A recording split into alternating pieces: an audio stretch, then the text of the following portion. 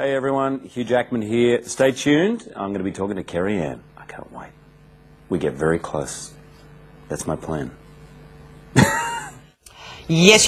He is one of the biggest stars in the world today. He's taken Hollywood and Broadway by storm.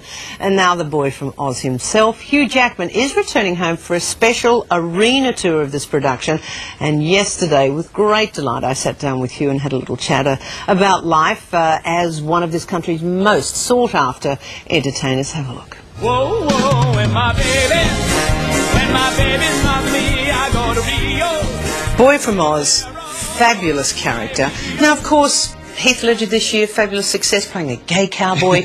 You played Peter Allen, who some considered a little on the gay side. Really? Any reservations about playing gay characters? No, none. I mean, I actually don't think of Peter as a gay character. For me, the key in playing him was Peter's more like a little kid. He had no reservations whatsoever. I mean, I have far more reserved, in fact, than Peter was. That's part of the reason I love playing him. I end up doing things that I would never do. I say things on stage that I would never get away with. People would be shocked, and yet when he says it, they love it. You know, because he just was like a little kid. He was just an entertainer, a pure entertainer. He loved to see people happy. You know Peter, right? He never left anything behind. Every show was everything. I've seen tapes of him where he'd be like singing, doing a thing, and he'd go, "Oh, my voice is fabulous tonight."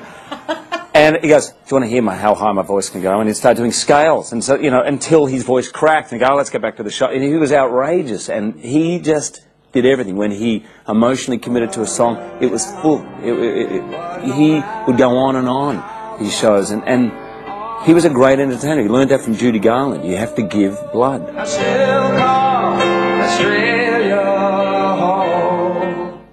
Deb, the kids, home, happy?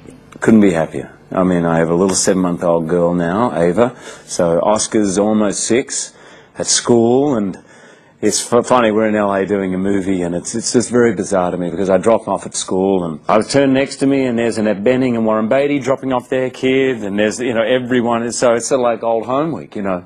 But oh, saw you on the Golden Globes. I think you did great. Everyone's, you know. But it must be very cool. You still must pinch yourself and go, I'm rubbing shoulders now with some of the most extraordinary, well-known people. I mean, you had lunch, I understand, or dinner with Oprah Winfrey.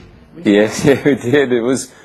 It does. I mean, at that dinner, Deb and I walked out of the house. I mean, they probably do have security cameras, by the way. There was a Barbra Streisand's house.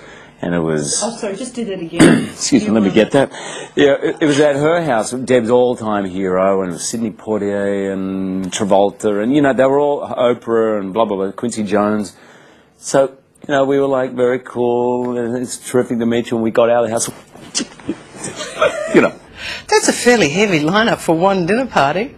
Well, I sat next to Oprah, and it was great, because we were chatting, and Oprah is very, as it goes on, I'm going to ruin your shot. She starts, right. Anytime, ruin the shot anytime. She's like, okay. And you're like this close for like 20 minutes. And then she goes, stop, everyone stop talking. We're having the most interesting conversation. Now, listen to us. And so I'm like, okay. So, and we had to sort of, and everyone goes, listen. It was just, when we get there, Sidney Poitier's there. And that was for me probably the ultimate, meeting him. And he's almost 80 or 80 now. And he's the tall man, but kind of frail. And Oprah just comes in and goes, Sidney, slaps him on the back and sits in his lap like this with her boobs right in his face. He's like sitting there like this, and so for like 20 minutes, and she's close like this and chatting to him. And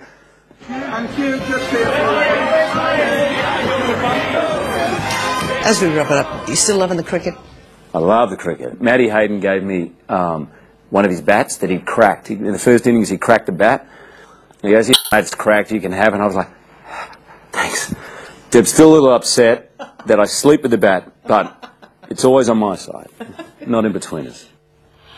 By the way, tickets for The Boy from Oz go on sale Monday, the 27th of February. Hugh Jackman we actually sat there for about 15 minutes and had a chat. We can only fit a few minutes in. He's the most charming, giving sort of guest as an entertainer. He's just a bloke that you sit down and have a chat. Loves his cricket. Talked about some very, very funny things, but a cool guy and obviously just nicely well adjusted.